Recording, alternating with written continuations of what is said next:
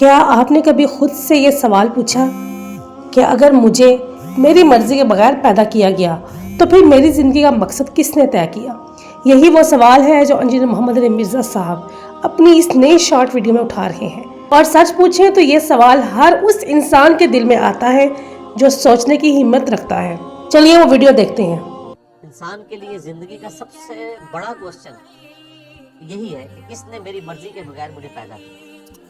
جو شخص بھی شعور کی عمر تک پہنچتا ہے اس کے دماغ میں ایک دفعہ ضرور یہ سوال آتا ہے، چاہے کسی پیغمبر کی دعوت اس تک پہنچی ہو یا نہ پہنچی ہو، کہ میں کدھر سے آیا ہوں، مجھے کس نے بنایا، آگے میرے ساتھ کیا ہوگا۔ جب ان سوالات کو بندہ ڈیپ ڈیک کرنا شروع کرتا ہے الٹیمیٹلی اس کریٹر تک پہنچتا ہے، اور اللہ تعالیٰ اسی طرف اشارہ فرما رہا ہے کہ تم ڈیپ تھنکنگ کرو، مدہوشی کی زندگی نہ گزارو، اٹکل پچو نہ چلاؤ۔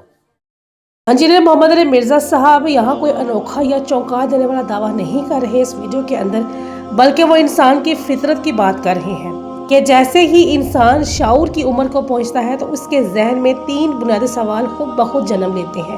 پہلا سوال، میں کہاں سے آیا، مجھے کس نے بنایا، اور مرنے کے بعد میرا کیا ہوگا۔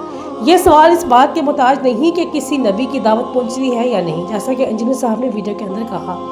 یہ سوال خود انسان کے اندر رکھے گئے ہیں، اور یہی وہ نقطہ ہے جہاں قرآن انسان کو جھنجھوڑتا ہے۔ غور کرو، سوچو، عقل استعمال کرو۔ اللہ تعالیٰ اندھی تقلید نہیں چاہتے، وہ بے ہوشی کی زندگی نہیں چاہتے، وہ اٹکل پنجو سے فیصلے نہیں کروانا چاہتے، بلکہ انسان سے کہا جاتا ہے کہ ڈیپ تھنکنگ کرو، سوال کرو، پھر حق تک پہنچو گے۔ یہاں یہ سمجھنا ضروری ہے کہ سوال کرنا بغاوت نہیں، بلکہ صحیح نیت سے سوال کرنا ایمان کی طرف جانے کا پہلا قدم ہوتا ہے۔ مسئلہ تب بنتا ہے جب سوال ضد میں بدل جائے یا انا کے لیے کیا جائے، ورنہ تاریخ گواہ ہے کہ بڑے بڑے ایمان والے لوگ بھی پہلے سوال کرنے والے تھے۔ آخر میں صرف اتنا کہوں گی کہ اصل سوال یہ نہیں کہ مجھے میری مرضی کے بغیر کیوں پیدا کیا گیا، اصل سوال تو یہ ہے کہ اب جب کہ میں پیدا ہو چکا ہوں، کیا میں سوچ سمجھ کر جینے کو تیار ہوں یا بس بہاؤ کے ساتھ بہتا رہوں گا، کیونکہ جو انسان سوال سے بھاگتا ہے وہ جواب تک کبھی نہیں پہنچتا۔